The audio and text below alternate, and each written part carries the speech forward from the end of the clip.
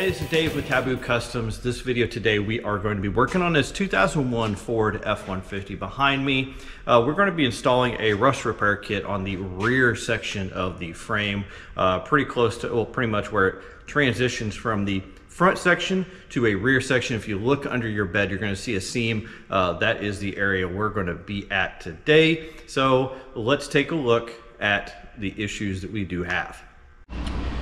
All right, so we're back at the back portion of the frame, and this should apply to 97 to 03 Ford F150s. And if you get under your bed, and I think it doesn't really matter what truck you have, if you have a long bed, a short bed, however, there could be some models that of course are different. So we'll get you some dimensions in a minute of what this will cover, but first let's show you what the frame actually looks like. Now here, on the back section of frame, these are actually like a two-piece sort of frame rail. On the front, you've got what is actually a heavier section, and on the back, you've got a thinner section. That this section actually slides up in the front section, and then they rivet into this front section. And of course, you can get what you see here all the times, and that is rust holes developing in this back section that's thinner. I don't know if that's because they used maybe a different metal or some other specification on this rear section, but as you can see with this truck, there is quite a bit of rust back through here. And this kit, like I said, is going to cover about half of this. We'll have another kit for that, which will be in another video. Now let's verify that this kit may or may not be the right kit for you. So what we're going to do is we're basically going to measure from right here. There's where the back portion of frame slides into the front portion. We're going to measure from that edge. So if you measure from that edge, our kit will go roughly 26 inches to the rear for this kit. Now, as far as the frame height, up here where it actually connects to the front portion is about 7 inches, and that goes, well, on this frame here, about roughly 2.5 inches till it starts transitioning into this angle up. Back here, it's about 4.5 inches tall, and I think the rear is about, I don't know, it starts transitioning at about 17 inches or so, 17.5. So if your dimensions of this section of frame matches that, this kit should work out for you. I believe all of these Fords also, when they moved this frame back, this mount also moved back with it. So, and you'll see how our kit kind of ties in, because what our kit will do is we'll try to tie in quite a ways up into this this front frame rail, and then use that as strength for this back portion. Of course, if you're installing this kit and this front frame rail here is no good, you would either have to repair that first, or essentially look at some different options to go from there. We currently do not have a kit for that front section because we don't really see that section rust out. One, it is quite a bit thicker, and again, I don't know if it's just made of different material, but as you can see, this stuff back here just is rusted to pretty much nothing. Now let's take a look at the kit. All right, the kit itself is fairly simple, really just two parts. But it is very heavy. We went with 7 gauge for this kit because we wanted to make sure that we have a really strong tie-in from that front section to the rear. So this top piece here, the top and side piece, formed that way, it gives us some added strength in there. You can kind of see how it fits. You can see where we're going in, tying in around this spring hanger here, and all the way up into the top. And then of course this bottom piece here will fit in the bottom just like that. And of course when we go through our installation here, we'll show you all that. But now let's move on to what we had to do to prep for this build, or for this repair. One thing I also need to mention is that these are of course passenger and driver specific. They do look a fair amount different. Not sure why there's a bunch of extra holes on the other side and the passenger side, but I've never really seen anything mounted to them. But we put them in just to make sure that for some model there's not something mounted there. Now on to prepping for this repair, we obviously removed the bed. It's a, you know, we pretty much, you can't do this without removing the bed, because we're going to want you to go in and weld up here, because you're going to want that strength. You're going to want to weld up there. So remove the bed. Now, to remove the bed, you're going to need to remove the bumper, because you got to slide the bed back, because the bed is like inset into the cab. Is kind of a pain in the butt. But getting the bed off, not too difficult. 6 bolts. There a couple, you know, wiring connection for the lights, and then the fuel fill as well. So get those disconnected. Get a couple of guys, lift that bed off. Now back here, what we've done, and if you're looking at this frame, it's kind of odd. You don't see many frames like this. These frame rails are not parallel. They are angled inward at the rear. So back here at the rear, I want to say this is like, I can't remember, like 35 inches or something like that. Yeah, roughly about 35 inches. If you go up there, that's actually about 40, I think 40 or 42 inches. I can't remember exactly. I measured it a little bit earlier. But yeah, it is a pretty good angle inward. So what we'll do is you can use the bumper at the rear as a fixture. You know, or you can do like what we've done and make a plate, so that way you're not running into the bumper. I guess, you know, if you've got, you know, because a lot of times these cross members here will break as well. So if you've got that situation, then you need to know more specifically how wide that is. It looks like 35 and a quarter from the outside to the outside edge of the rearmost section of the frame there.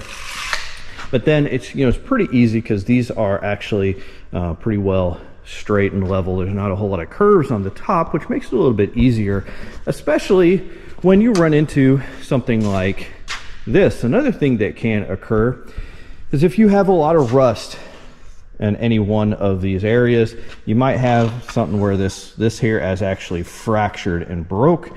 Whenever we got this truck in, there was actually a piece of angle welded here that was holding that. When we cut that piece of angle off to install our kit, this frame rail did that. So what we've had to do is, you know, we disconnected the leaf spring from the shackle, went ahead and removed the shackles, because we're going to replace this section, or fix this section as well, and that cross member. But we'll do that in another video. Right now we're going to focus on this. So if you have that happen, what you're going to need to do is you're going to need to re-level each of these bed rails. Make sure that they are, you know, flush from one side to the other, and also, you know, make sure you got the right dimension across the back. Get everything plumb and square where you need it. And then we've gone in and taken a piece of angle, and on the inside of the frame here, tacked it in at the front frame and the rear frame to basically hold that. So now that we've got that, and we've done it on the inside so that we can take our kit, slide it over the frame, and get our kit tied in before we remove this, so that everything will stay plumb and square where we need it. Of course, also doing that, we also had to support the axle. You know, you could disconnect the brake lines and all the other stuff, but we chose not to do that. Now, here on this side of the frame, there's not so much connected on the inside of the frame. You will have to look and see if you have any wires or brake lines or fuel lines, because who knows who has run something over there that you don't know about. On the driver's side, you know, if you've got it still set up for OEM, you should have the wiring harness, brake lines, fuel lines, evap canister lines, all sorts of stuff over there that you will have to disconnect, pull away from the frame to make sure that you don't damage or catch on fire or burn or cut or do any of the bad things that you don't want to have happen to that type of stuff. So anyway, with that, we will start to move on to cleaning up the frame and prepping for the welding in of this kit. Honestly, the prep side is probably the most important when you're doing these kits. Your quality is a lot of times going to be dictated on how much and how well you actually prep. So let's get started with that. Now, getting to the actual surface prep, the area where you're going to be welding, we've gone in we'll use several different things. We will start with a needle scaler, take big scale off the frame, make sure we actually understand what we've got. Then we'll go in, we'll grind off any high points. Of course, this had some reinforcement already on it, so we had to remove that, and we ground down those welds. That's why you already see a lot of grinding on this section of frame. So now that we've got it kind of cleaned up, we can get our kit on here. We'll start with the upper and the outside piece. Put it in place, roughly line up the holes. You know, you'll have a rivet up here you can kind of line up, and then we will outline the plate.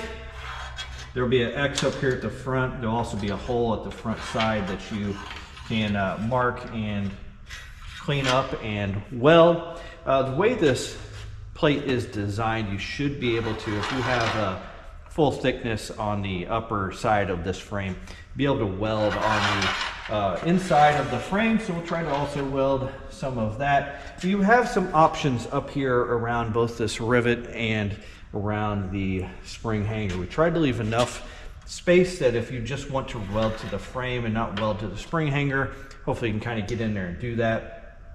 But what we would actually recommend is going ahead and cleaning up that joint of the spring hanger and the top section here, the spring hanger, and going ahead and we'll probably put a couple of passes of weld in there, because we'll actually weld this new plate to the frame, and then also probably weld over that one in the second pass, welding it to the spring hanger as well. For this rivet here and for other rivets, it's you can try to clean that up and weld all around that. We'll go ahead and we'll try to do that as well, but in general we'll just mark all the spots, and that will be where we need to clean up. Now let's talk a little bit about the surface of the frame itself. What we will go and do is we'll go in, we'll cut out all of this really bad rust, the stuff that's just paper thin. We'll go ahead, we'll cut that out. We'll leave the frame sections, like this upper section of frame here. It's pretty much in decent shape, not rusted through, so we will leave it. Then what we will do is we will, of course, grind off all the surface rust. Then we will put a coating of SEM zinc weld on both the frame and then on the inside of the plate, because what we want to do is we want to try to create a barrier so that if moisture does get between those two, it doesn't immediately start rusting, because that's often a pretty big issue. So you need to make sure we have something, you know, on the frame and on the plate to try to fight that. There are other options you can use. We use this SEM zinc weld because it's a zinc based primer and is also weldable, so we know it's safe to weld around. You're not going to create something like phosgene gas, which unfortunately I have created before. Don't ask me how, but I do know. So we don't want that. So we're going to basically, right now we'll go and we'll spray the inside, we'll get all of this cleaned up, and we'll come back and we'll be able to start tacking this inside the top plate to the frame. Now, similar to the outside and top, we're going to take the bottom. Easiest thing is to line up this back edge with the bottom, and the back will be the longer flat portion.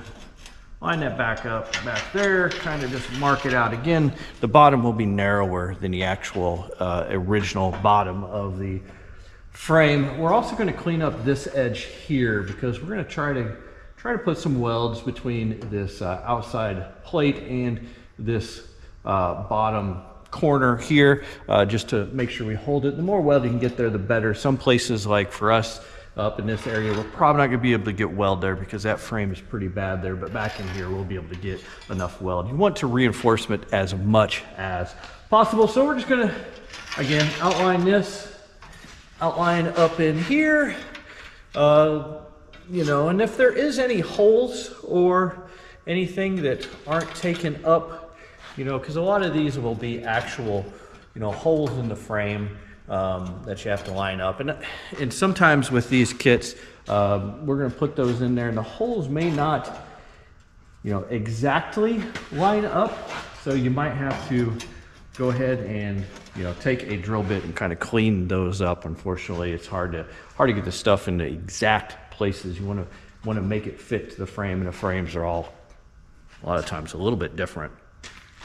Sometimes we hear where this back part of the frame goes into the front part of the frame, this bottom flange may be bent down a little bit. That's also an area you might want to take a hammer, bend that up. You may have to go in there and clean out the area between the rear part of the frame and the front part of the frame, because a lot of times there'll be buildup of rust, so it kind of cause that to bend down a little bit perhaps, or if something caught it. This side is really bad. That side over there is not so bad, so we'll get that fixed as well. But essentially, once we've got this done now, we'll get all our PPE on and start cleaning up. It's the part that's not a whole lot of fun.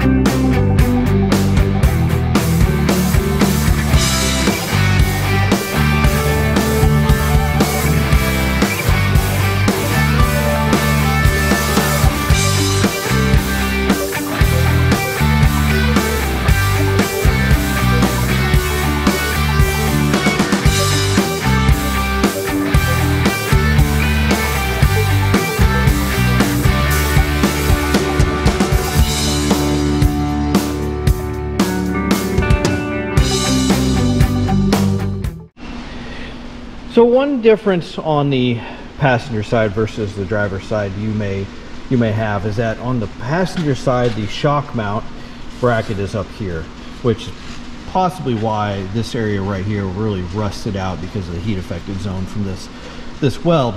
One thing you're gonna have to look at is if you have that on this truck here, this material here was no good. So essentially what we did is we cut that whole thing out, cleaned off the bracket. The bracket is still fairly stout and pretty thick, so we'll clean all this off. Whenever we go to put our new plate on, we'll pull this over to the new plate and be able to put a new weld to get this bracket tied into that new material and make sure it is solid.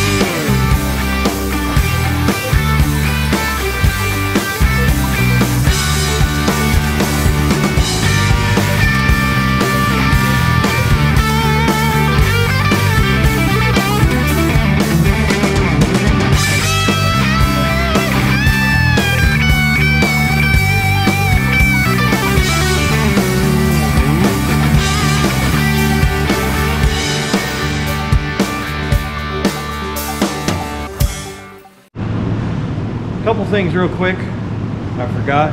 One, remember to move your gas tank.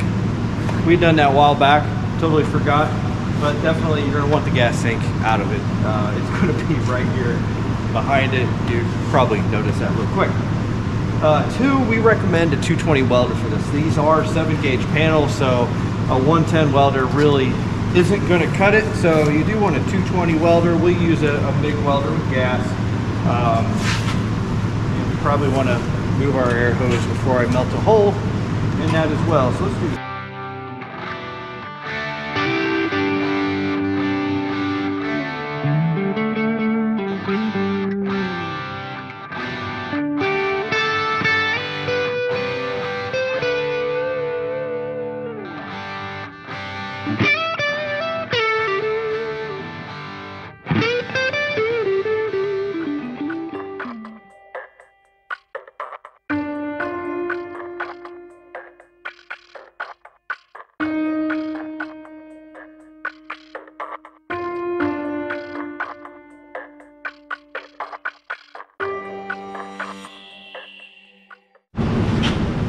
we've got the outside and upper plate tacked in now. What we're actually going to go do is, before we put in the bottom plate, we're going to add some more welds at this joint here. We're going to want to make sure we try to not make those real tall welds. We don't want them to hang down and get in the way of the bottom plate. If you do, just go in here and grind them flush. We try to make the plates fit the frame as good as possible, but we have seen some variation. So this one actually fits pretty well. So hopefully yours fits well as well. If not, you may have to do just a little bit of grinding. Again, you want it to fit well. You don't want gaps, things like that. But we're going to go in, we're going to put a weld here at the end, probably about 2 inches long. And then we're going to put probably a 1-inch weld every 3 inches or so down along here, just to make sure we tie this plate into the existing frame as much as possible. You will have an area down here, whenever it's probably not going to hit there's going to be kind of a little bit of a space down here, just because of this is where the two pieces of frame come together. Once you get up, here about 2 inches back from that, put a pretty good weld, like a 2-inch weld there, because you kind of want the ends of this to be welded a little bit more than the center, because you don't want the ends to, if something was to break loose, the ends would be the first thing to break loose, and you don't want that. Again, make sure that it's up against the frame. If it's not, get your clamp back out, clamp it again, make sure you're up against the frame. Now up here, when I was tacking it, I had to clamp it quite a bit up here, because we're on the outside of the front part of the frame, which is a material thickness wider than the back part of the frame, so we did have to clamp that a little bit harder to close up those gaps, but just make sure you close up the gap. All right.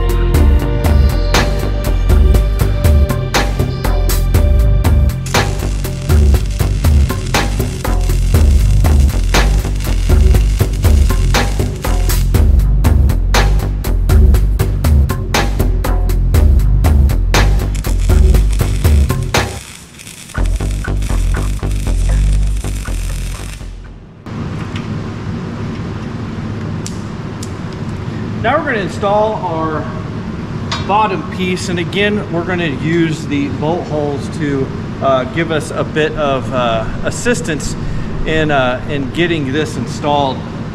There's a bolt hole again up here at the front, almost directly below the one that you put up on top.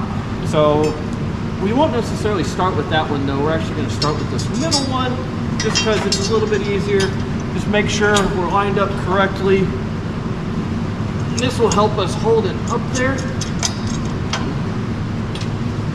And then we're going to use this bolt hole back here. This one I know will have to come out, because this is for the, this one back here is actually for the bump stop for the rear axle. But I think you might be able to even leave this one in. Again, if there's nothing there, might as well leave it in there.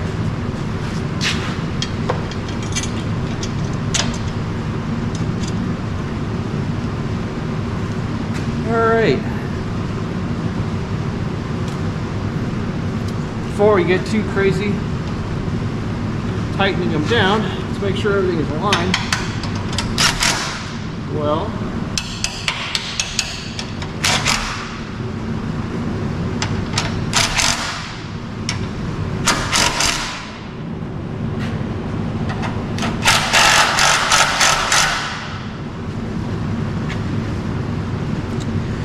All right, so now we'll weld this, solid weld this entire outside joint. We'll go in, weld as much as we can along here. Again, the inside to the existing frame might be a little tough. You may have to kind of put some really small welds and move around, not put too much heat into it. You don't want to burn through the frame. Then up here at the front to bottom, we're going to try to weld as much as we can. It's a little bit tough because there's not much down there as far as you're hitting on the front part of the frame. And then I know sometimes on the inside of the frame here, it ends up being pretty short. So again, that's why adding that bolt up there will just help you with making sure you're connected. But honestly, we're welding so much up here. There's going to be so much weld to it that should not be any issues with any kind of structure up there. So with that, we're going to get to welding again.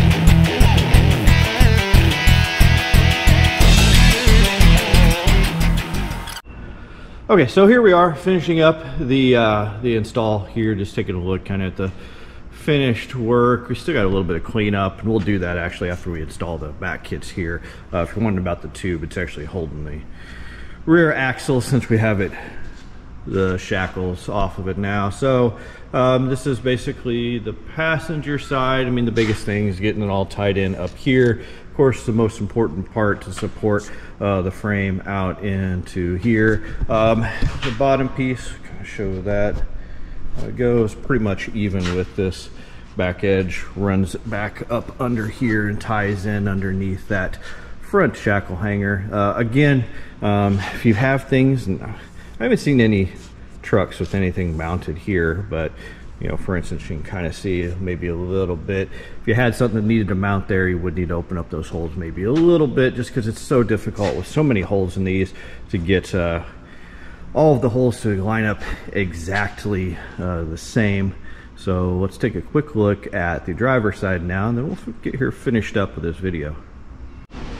Let's recap the welding. It went pretty well, really, better than what was expected. The most important welds that you're going to do on this kit, this weld right here is going to be very important because we really want a solid C shape in there to have the structure in this frame. Of course, all of the welding up in here around this horn here, this plus, the plug welds here and here, all the way around there, all very important because we want this kit tied into the front section of the frame as much as possible. Now, the welds down here actually went better than expected. We did blow through a couple of places. That's where you're going to want to maybe do some smaller welds and kind of jump and then come back and do them, add on to them. Again, up here was actually a little bit harder to weld than what I thought it would be. But we did get this whole flange here welded. You can weld up to about here. We didn't mention earlier, but this area right here is actually kind of dipped down, so you really can't weld in there. So we'll talk about that in just a second when we talk about finishing here. And then back here, of course, welded pretty good, because usually like right in here, the frame is good. It's like before it and after it, the frame goes bad. So all in all, went really well. We're really happy with it. Let's talk about the finishing a little bit. All right, so as far as finishing this up, what we will typically do, and it's kind of a double-edged sword, in areas you weren't able to get welded, like the top of the frame where it's a little bit kind of bent down, you know, it's a double-edged sword. Do you leave that open so water can dry and get out, or do you try to seal that up to keep water out? Because the big thing you do want to, if you can, avoid is getting water in between the panels. If you get water in between the panels, that's what causes that, you know, the rust will eventually start in there and it'll start puckering things out. Of course, it'll take quite a while for the 7-gauge to rust out, but the inside there would probably pucker out, but the 7-gauge is going to probably be there for a real long time. But what we will do is we're actually going to go in there and seal all those areas up before probably what we will do is we will prime it first, and then we will seal those areas up, because we want to get as much prime on the raw material and everywhere and all that as possible. Now, you could also go in and before you prime, try to, because now we're done welding, try to do a rust converter. If you do, you probably want to use something that has phosphoric acid in it. Of course, follow all the PPE that you need for that, but all those others that don't necessarily have phosphoric acid will somewhat work, but not nearly as well a lot of times as the one with phosphoric acid. And we'll probably do some comparison in the future and put it on the channel for people that are wondering about why and how well it does work. So as I mentioned, we'll go in there, we'll seal it up after we prime it, and then we will go ahead and top coat it. We just use a spray prime and a spray top coat. We do put it on pretty thick though, because you do want as many mils as you can to prevent as much rust as you can, especially on the new material. What we don't do is we don't do any kind of rubberized undercoating, and there's several reasons for that. If you use a rubberized undercoating, and there's already probably going to be a little bit of rust under there, it's just going to trap that in there. It's going to act just like having those two panels with the water in between it. It's actually going to cause that rust to propagate faster, and you don't want that. So that's why we'll just use a spray prime, a spray top coat. You can use something like a Ford F150. You know, it's all right. Fluid film works really well. So you can use like a fluid film as well. That would be something good. But anyway, that's our process as far as we do to finish these out. So anyway, thank you for watching. This kit will be available on taboocustoms.com. If you're looking for any of the products that we use today, such as that Weld Thru primer, you'll find a link in the description for this video. And we thank you for watching. As always, a like and subscribe is greatly appreciated.